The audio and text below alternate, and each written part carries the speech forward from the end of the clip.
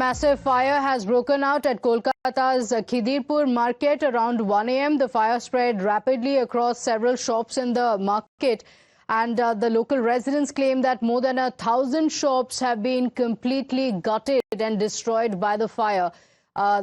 This is a edible oil go down in the market, which is believed to have spread the fire rapidly. My colleague Ridhita is joining us on the broadcast with the details. Ridhita, what is the situation on the ground? Has the fire been doused now?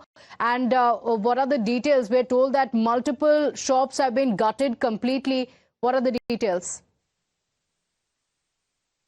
And that a massive fire had engulfed the Khidirpur area in Kolkata around 1 a.m. today, which had spreaded quickly across numerous shops, burning them. But now, as we understand, through the night, as 20 fire engines were deployed and the battle flamed throughout the night, it had battled, and now the fire has it has been brought under control after several hours of intensified firefighting. Fire and emergency services still deployed there to continue monitoring the area, especially the lingering pocket fires.